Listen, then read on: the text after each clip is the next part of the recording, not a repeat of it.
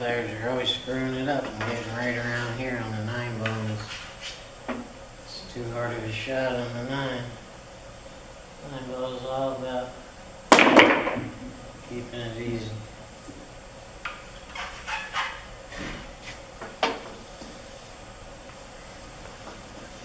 Just fucking table rules I did.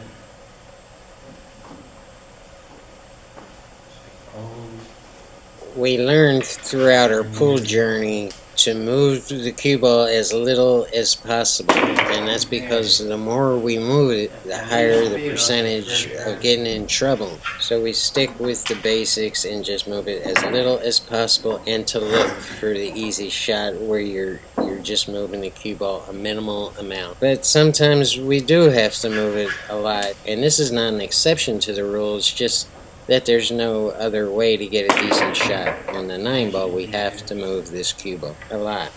Our alternative is to shoot a bank, and it should be a last resort. It's a good shot to shoot when you're warming up for a match because you have to shoot it hard, and it gets a lot of nervous tension out and lets your stroke out. And if you do it right, it'll build your confidence too. On this table, I have to shoot it with top left. And how much left, or whether it's center left or bottom left, is going to come down to your table, so you're going to have to dial in.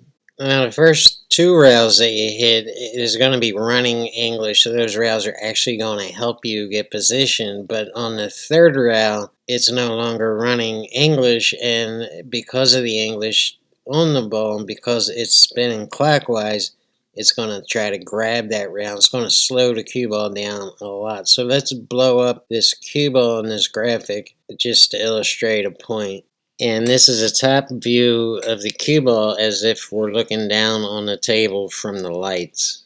And we can see, because of the left-hand English, that the cue ball is spinning like a top. It's spinning clockwise. And that'll get the ball back up table, but once it hits that 3rd rail, it's going to grab it and slow the cue ball way down, and this is why you have to shoot it hard, at least on this old Brunswick. The rails are not the same as a brand new diamond, and your table might be a little bit better than this, or it could be a bar table and it might be really tight. So you're just going to have to dial in both the English and the speed on your particular table. And this is why you should use it as a warm-up shot for a match. It'll absolutely help you dial in the pool table real quick.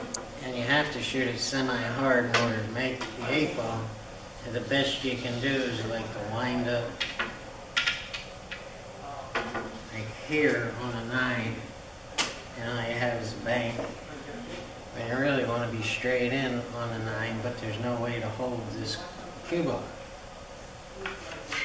So what you're going to have to do, because there's no other balls on the table, is to go this round, this round, this round, this round, and then back up on the 9, and now you're straight in on the 9.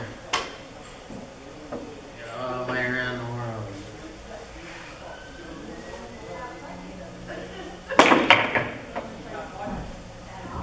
That's what you want to do.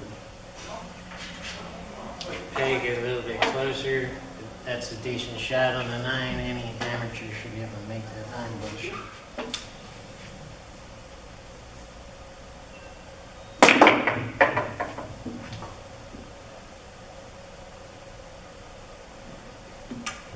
Not bad.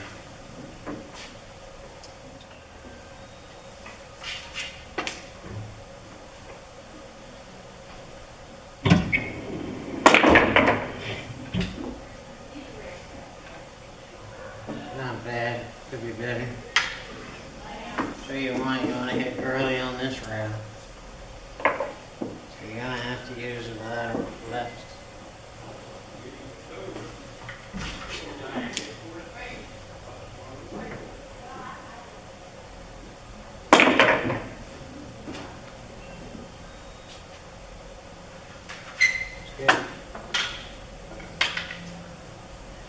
Shot comes up all the time, whether your opponent leaves you this or you accidentally leave it for yourself.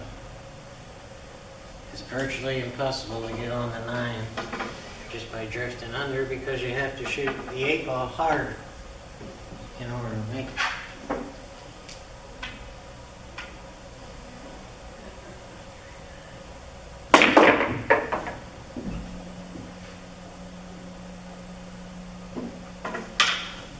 I want to get a foot away from the line.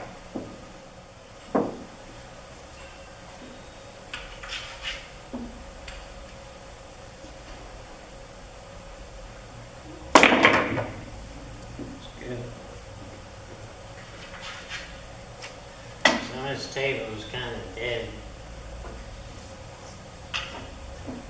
It's hard to do on this table, especially because of this rail here.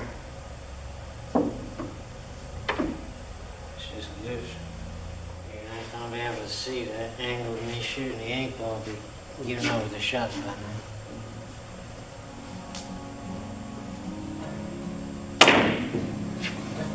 So you got better results with that.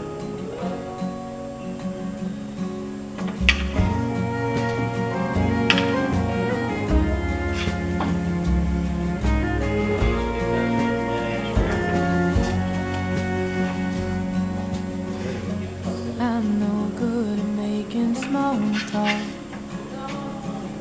but do you mind if I sit down? Indiana is a long shot, and I could use another round. I don't mean to be too bold. No, it's not at all like me. But when you're making your way home,